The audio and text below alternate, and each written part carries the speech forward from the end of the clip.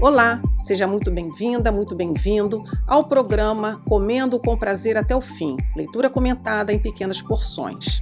Obrigada pela sua companhia. Hoje nós vamos ler o capítulo 14.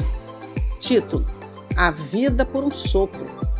Epígrafe, abre aspas, quem sabe faz a hora, não espera acontecer, fecha aspas, Geraldo Vandré, cantor brasileiro. Texto. Ao longo do livro, destacamos o valor da comida nas nossas vidas. Ela nos alimenta, sustenta, protege, conforta e aproxima das pessoas, fortalecendo vínculos afetivos e sociais. Estamos tão acostumados a comprar nossos alimentos, cozinhá-los, comê-los e bebê-los, que não percebemos a relevância da comida e do ritual da alimentação no cotidiano. Contudo, o agravamento do câncer avançado muda todo o cenário alimentar.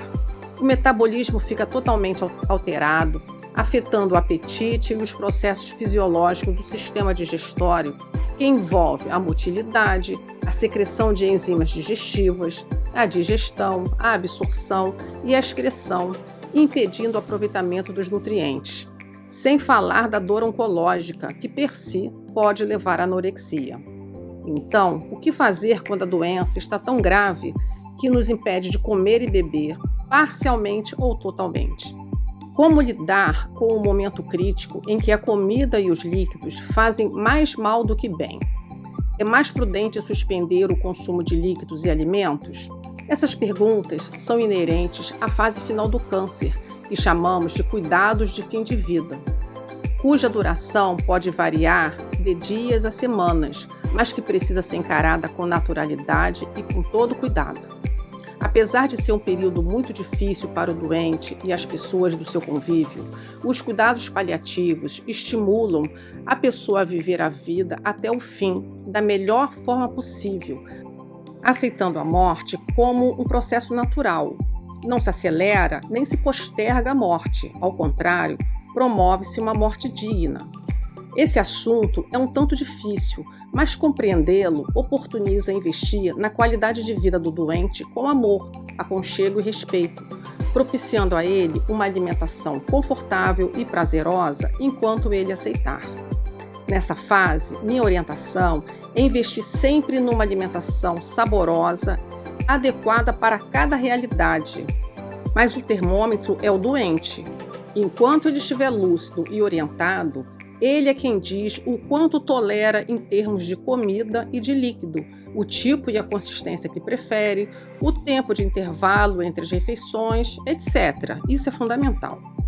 Existem situações em que o doente tem vontade de experimentar comidas e bebidas que ele não deveria dentro da lógica nutricional e clínica. No entanto, para satisfazer sua vontade, tal produto talvez seja oferecido no conta-gotas, numa colherzinha de café, ou ainda com a ponta dos dedos, apenas para sentir o sabor, tornando o sonho em realidade, fazendo muita diferença para quem está com a vida por um sopro.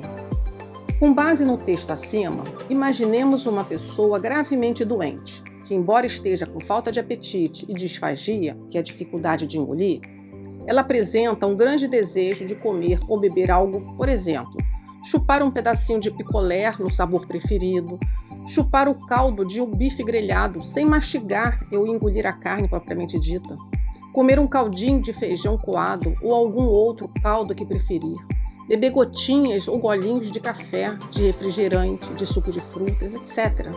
Deixar um pedacinho de chocolate derreter na boca. Existem ainda desejos como comer pipoca, pizza e outras guloseimas. Qual o valor nutricional disso? Nenhum. Contudo, essas pessoas estão numa fase que não precisam mais de nutrientes. O sentido do alimento seria meramente para ter alegria e prazer. Por outro lado, alguns doentes não gostam de falar de comida nessa fase da doença e, às vezes, só de pensar, ficam nauseados.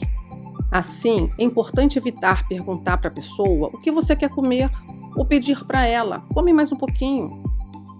Essas atitudes não são sensatas nem respeitosas, por mais que haja boa intenção. Caso o doente esteja com alimentação artificial por sonda ou gastrostomia, O volume da dieta deverá ser reduzido e às vezes suspenso. Entretanto, nesses casos, a avaliação médica é fundamental. Não há regras. Todas as intervenções devem ser ponderadas e sob a orientação de um profissional de saúde com experiência em cuidados paliativos. Destaco 4 segredos para lidar com a alimentação durante os cuidados ao fim de vida. Primeiro, reconhecer a gravidade da doença na qual a comida e a bebida perderam seu papel essencial de nutrição. Segundo, respeitar os limites do doente, não forçando-o a comer mais um pouquinho para evitar mais danos físicos, como dor e vômitos, e emocionais, como culpa, frustração, tristeza, etc. Terceira dica: aceitar que, frequentemente, a suspensão de alimentos e bebidas traz benefícios e conforto para o doente.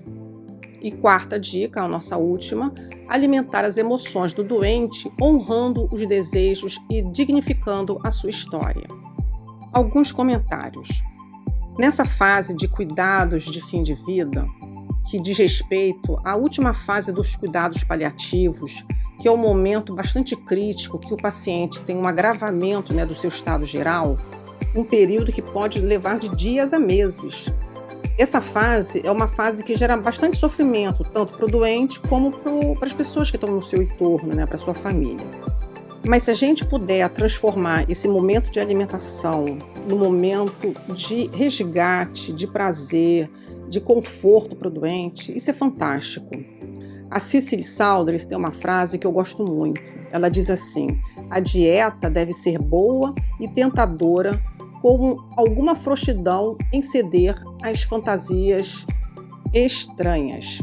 Engraçado isso, Mas a gente precisa ousar em ceder fantasias estranhas para o doente, porque pode ser o último golinho de café, pode ser o último pedacinho de chocolate, pode ser o último momento que ele vai falar: muito obrigada por você ter atendido o meu desejo.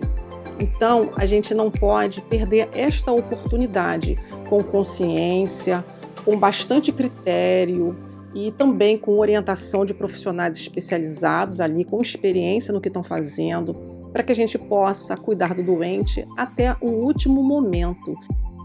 Já que a gente não pode promover a cura, a gente pode promover uma morte digna, e isso é fundamental. Nós estamos finalizando o livro, agora só falta o capítulo 15, onde eu conto histórias de verdade. Eu apresento 4 histórias de pacientes e nós vamos conversar um pouquinho sobre isso nos próximos vídeos. Por hoje é só, agradeço a sua companhia, peço o seu like, peço que você compartilhe esse vídeo com aquelas pessoas que você sabe que estão precisando de ajuda, estão precisando de ouvir uma palavra de orientação, e a gente se encontra no próximo vídeo. Um beijo e até lá!